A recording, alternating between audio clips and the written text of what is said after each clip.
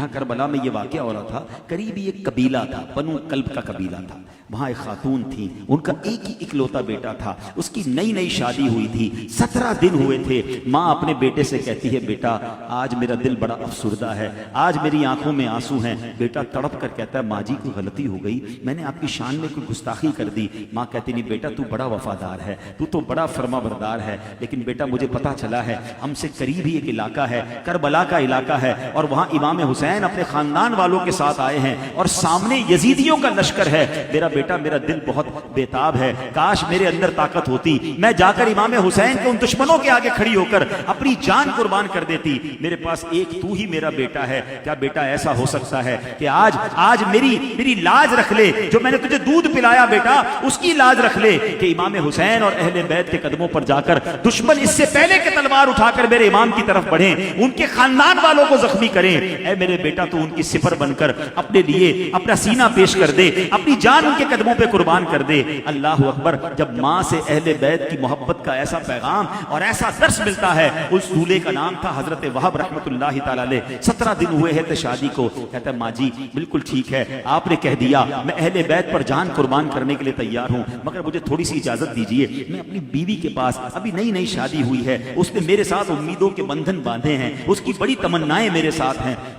ایک آخری ملاقات اس سے کر لوں۔ اب ماں کہتی ہے اللہ اکبر! ماں بھی کیسی، کہتی بیٹا اپنی بیوی کے پاس جاؤ گے نا، میں بھی عورت ہوں، مجھے عورت کا پتہ ہے، ایسا نہ ہو وہ تیرا دل بدل دے، ایسا نہ ہو تیرا جذبہ ڈائیورٹ کر دے اور اتنی بڑی قربانی سے تو بچ جائے۔ وہ کہتا ہے ماں ایسا مت سوچنا، جب آپ نے مجھے دودھ پلایا ہے، آپ نے اہل بیت کی محبت میری گٹی میں ڈالی ہے، اب آپ نے کہا تو میں نے فیصلہ کر لیا ہے، اب یہ سر کٹے گا تو امام حسین کے قدموں میں جا کر کٹے گا، بس مجھے ایک آخری ملاقات کرنے دو۔ اپنی بیوی کے پاس آتے ہیں، اپنا پلان بتاتے ہیں کہ قریب ہی ایک گاؤں میں امام حسین آئے ہیں، ہاں نبی پاک کے نواسے آئے ہیں، اپنے ساتھیوں کے ساتھ آئے ہیں، سامنے لشکر جرار ہے، تلواریں لے کر پیاسے حسینیوں کے گلے کاٹنے آئے ہیں، بس میں نے پلان کر لیا ہے کہ میں ان کی مدد کو جا رہا ہوں، ہو سکتا ہے اب ہماری ملاقات نہ ہو، اب محشر کے دن ملاقات ہوگی۔ اللہ اکبر! وہ زوجہ بھی کیسی ہے، 17 دن کی نئی نویلی دلہن ہے، کہتی میرے سرتاج اگر آپ نے فیصلہ کر ہی لیا ہے تو عمل کیجئے، بس ایک وعدہ کیجئے،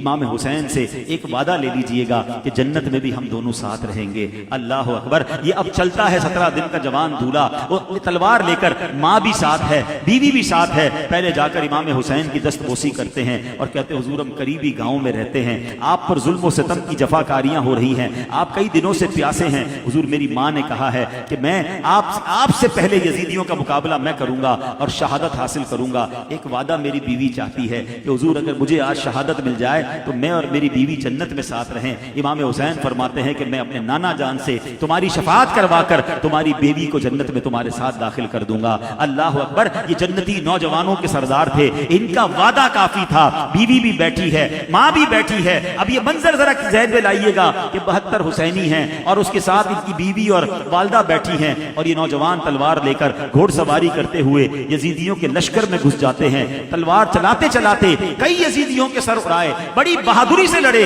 اور آخرکار زخموں سے چور چور ہو کر جب واپس امام حسین کی طرف آتے ہیں اور امام حسین کے قدموں میں آ کر کہتے ہیں کہ رب کعبہ کی قسم میں کامیاب ہو گیا، دوبارہ جاتے ہیں، مگر اب تھوڑی دیر کے بعد یزیدی ان کا سر قلم کر کے وہ سر جو ہے امام حسین کے قدموں کی طرف اچھال دیتے ہیں، اپنی جان آفرین کے سپر کی، شہادت حاصل کی۔ وہ سر لے کر جب بیوی کی گود میں وہ سر آتا ہے، ماں